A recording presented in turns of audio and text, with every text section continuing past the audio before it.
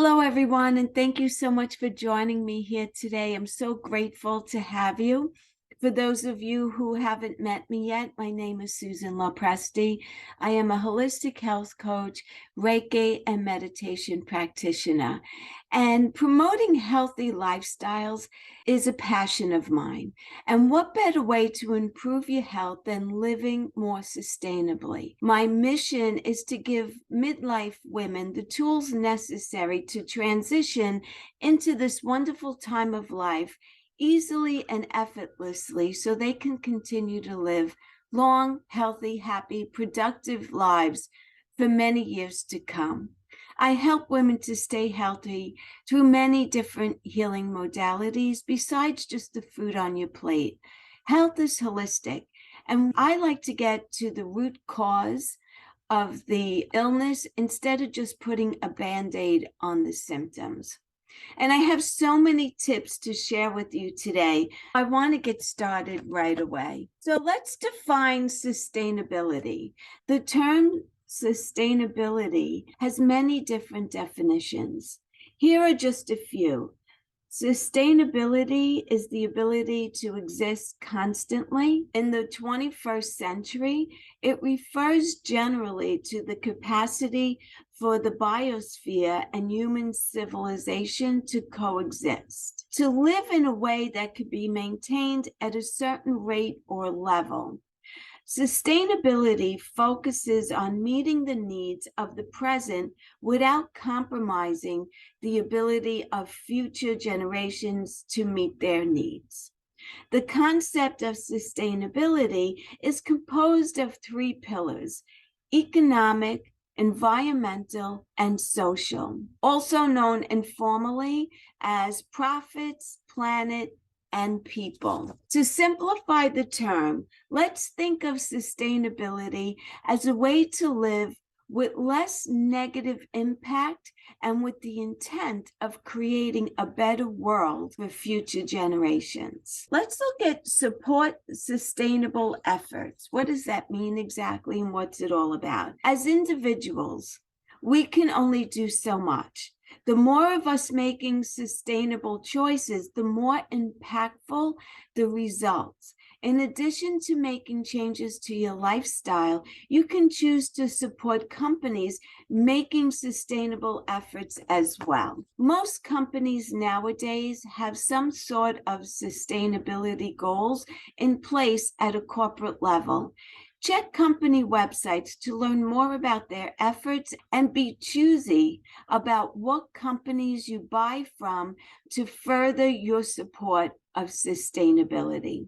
And here are a few examples of sustainable companies that are making a difference. Do what you can. For the remainder of our time together, I'm going to share tips on how you can live more sustainably. Our discussion topics will be divided into 5 categories: energy, water, food, waste, and ecology. Remember, don't stress yourself out by attempting too many changes all at one time. Every effort that you make is a step in the right direction. And for lifestyle changes to be sustainable, they need to become habits, which takes time, right? We're going to look at the light bulb swap. This is a pretty easy thing that we could do. LED stands for light emitting diode. This technology was developed around the 1960s, but was very expensive. As time has gone on, LED has become much more affordable and ends up being a great way to save money on your energy bills. So LEDs are capable of turning out about 70% of their energy into light, making them much more efficient than traditional bulbs. Plus, they can last at least 35 times longer. Additionally, by turning energy into light instead of heat, rather than using heat to generate light, the LEDs are able to operate at a significantly lower temperature, than any other types of light bulbs. Switching to LED bulbs is one small change that we can make that makes a big difference. So next time it's time to replace a light bulb, opt for an LED, and little by little, you'll be making that change. And that's a great thing that you could do. And then you want to seek out energy vampires. So let's look at what I mean by that. Energy vampires are appliances or other plugged-in devices that draw energy or phantom loads when they're plugged in but not in use. Anything that remains plugged in but not in use can draw on energy. For example, products that require standby power to run clocks, such as a coffee maker. Charging devices for cell phones and laptops left plugged in continue drawing electricity. Printers, surge protectors, electric toothbrushes, they all contribute to electrical waste. For a full list of energy potential suckers, I'm going to put some links in the description part of this presentation. One way to curb energy vampires is with the use of a smart power strip that shuts off the power to your electronics when you're not using them, saving you the hassle of remembering to unplug each individual device each time. That may be a helpful tip that you want to seek out. And then you may want to get an energy audit. Having an energy audit done on your home is really a great way to determine energy and money that can be saved. Energy audits tell you how much energy your home or your business is losing and provide cost-efficient, sustainable solutions. Other benefits include reducing environmental damage and pollution, lowering energy bills, and extending the lifespans of your current energy systems. How old are your windows? Older windows are less efficient at keeping inside air from escaping. Not only are new windows more energy efficient, but they also help to reduce noise pollution. So if you live in the city like I do, I have trucks and buses going by my apartment all day long. And when I have my windows closed, I hear less of it. So I do have energy efficient windows in my apartment. Because windows can be a major expense, try replacing just a few at a time, or simply manage the gaps in between the windows and the door with caulk and weather stripping to help prevent energy loss. So that's like a short-term goal that you could easily do. And then we want to look at using less water. Water is a precious resource that's often taken for granted because for many of us, it's available in abundance. Fresh water is a renewable and variable but finite natural resource. Fresh water is such a limited resource because about 77% is frozen in glaciers and polar ice caps. Fresh water can only be replenished through the process of the water cycle. To help preserve water in your home, try installing a low-flow shower head or shower timer. According to the Alliance for Water Efficiency, the average American shower 8.2 minutes at an average flow rate of 2.1 gallons per minute. Another way to reduce water in your home is by replacing outdated toilets.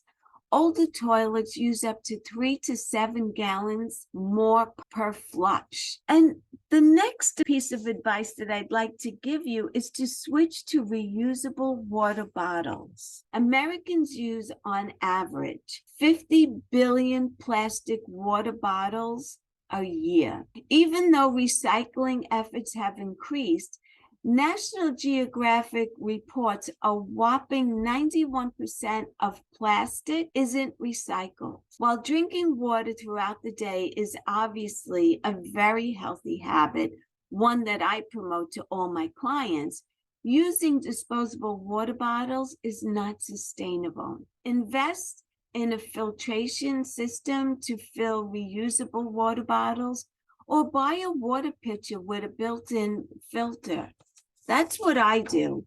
And also, when you think about it, the plastics contain BPA, so they're not healthy for us anyway. So when you're buying a reusable bottle, make sure that it's BPA safe. Be honest, how many water bottles do you go through in a week? I know people go through an awful lot. Let's talk about compost at home.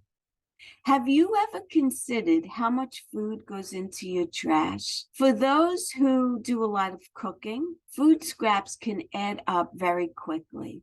Unfortunately, when placed in a plastic bag, the organic food waste cannot decompose. The good news is you can compost from anywhere. All you need is a container to place food scraps during the week and a composting area outside for excess food scraps when the bin fills up. When you're ready to toss your scraps, you can either compost right in the ground or invest in a composting container. And now I want to talk about growing your own herbs. Not only do herbs offer a host of health benefits, which is why I love them, but growing fresh herbs is also one of the biggest ways to become more sustainable. Think of all the plastic you save from not buying small bunches at the grocery store and walking over to your windowsill instead. These lovely food accents not only add a welcome burst of flavor to any meal, but they also fill your home with an array of lush, earthy scents. The 5 easiest herbs to start growing in your home are basil, oregano, thyme, mint, and parsley. Many grocery stores sell potted herbs in the produce section. Simply place herbs in a well-lit area and water regularly, and there you have it. The other recommendation that I'm going to talk about is shopping at local farmers markets. There is no better way to support local enterprises than by buying locally grown produce.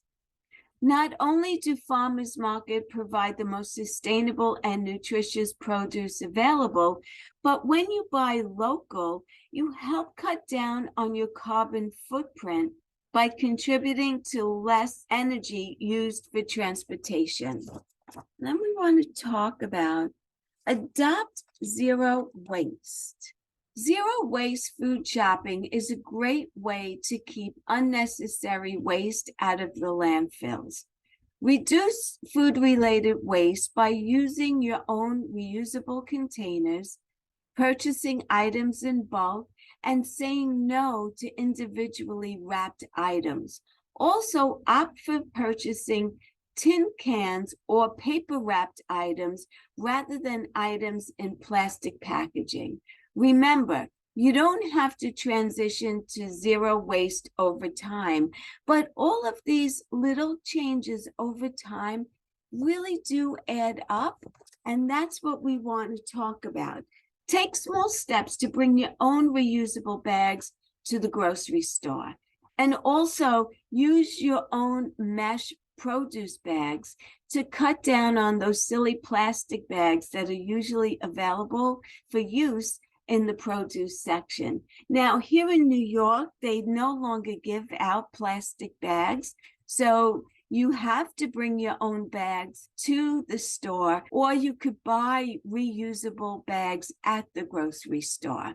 So they no longer have plastic bags at all, which is a little bit of a pain in the butt to remember to bring them, but in the long run, we're doing ourselves and our future generations a really great service. So it's a little bit more of an effort, but it makes a big difference.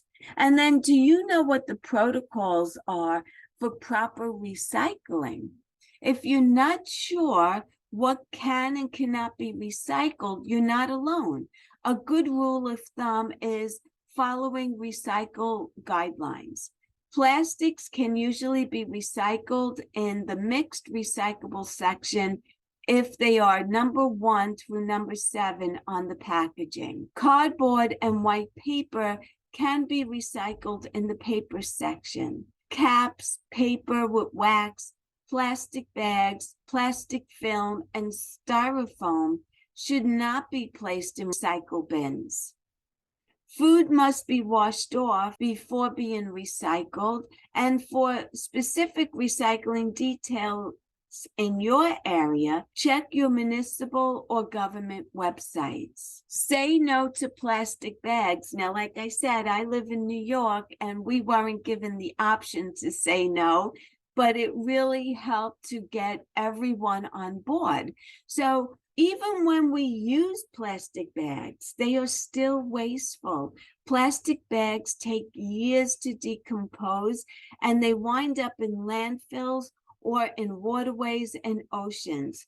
Americans use 100 billion plastic bags a year, which requires 12 million barrels of oil to manufacture. According to Waste Management, only 1% of plastic bags are returned for recycling. 100,000 marine animals are killed annually from plastic bags in the water. Stock up on reusable bags and get in the habit of using them. Keep them in your car, and as soon as you unload your groceries, return them to your vehicle so that you always have them available.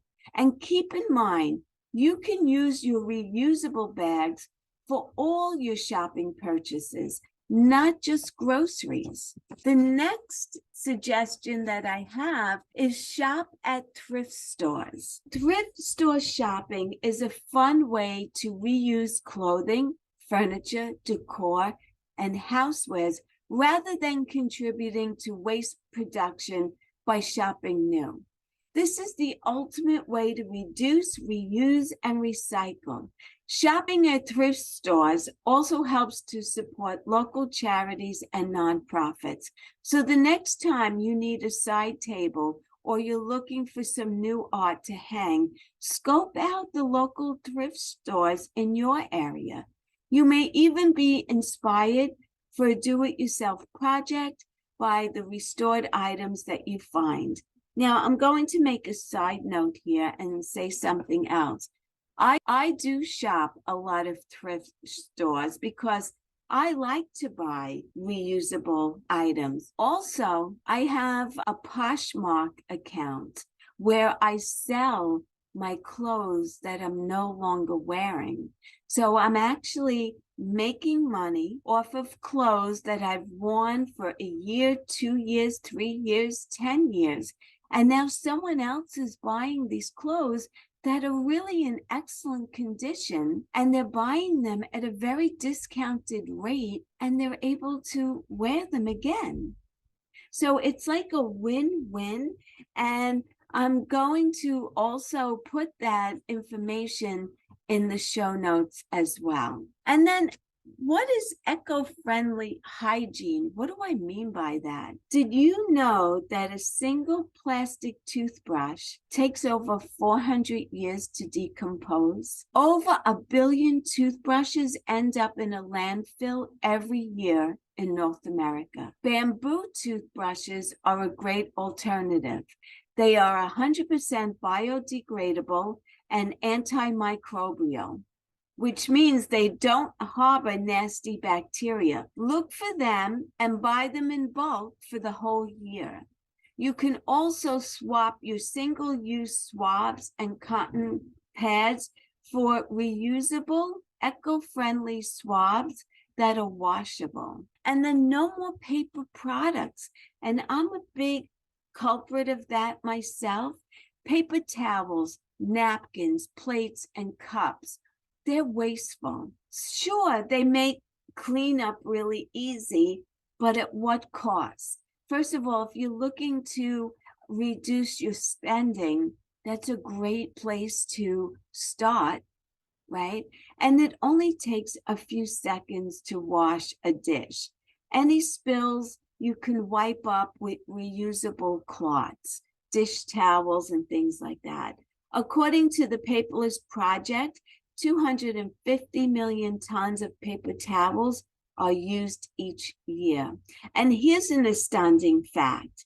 We flush the equivalent of 270,000 trees down the drain each day. And nearly 10% of that is attributed to toilet paper. So look for recycled toilet paper for a sustainable game changer. Be one with nature. We reached our final category. Ecology deals with the relations of organisms to one another and to your physical surroundings. There are many ways to help support your local ecology and ecosystems. One of the most popular ways is to fill a bird feeder with native bird seed. You can also look into keeping bees or installing a solitary beehive. Solitary beehives are human-made insect hotels that act as a place for pollinating species to take residence. Grow what you sow. Another way to support your local ecology is in your garden. To save the ecosystems in your area, the answer is simple. Grow native plants. Look into the native wildflowers, trees, shrubs, and vines suitable to your environment. And don't forget to plant plenty of pollinating species to help the bees, butterflies, and other insects. For any of you who are wondering where I got my information from, I'm happy to share my resources with you. And then I want to thank you very much for joining me here today. I hope I've given you a few new ideas on ways to incorporate sustainable living into your lifestyle. Remember, don't overwhelm yourself by trying too many things at once. Commit to a few changes and see how it goes. Let's say one change you could make is to bring reusable bags to the supermarket to carry out your groceries. And then maybe you want to bring those netted bags to put your produce in instead of using the plastic bags that they have at the supermarket. Maybe you want to try composting. I gave you a lot of suggestions, and it's up to you to take what you like and leave the rest. But remember, again, don't overwhelm yourself. And for more tips and ideas on living healthier, contact me anytime. Be sure to visit my website at www.susanlopresti.com, and I will also put that in the notes. And you can also follow my podcast, and I will put the link to my podcast in the show notes as well. So until the next time, be well, be happy, and bye for now.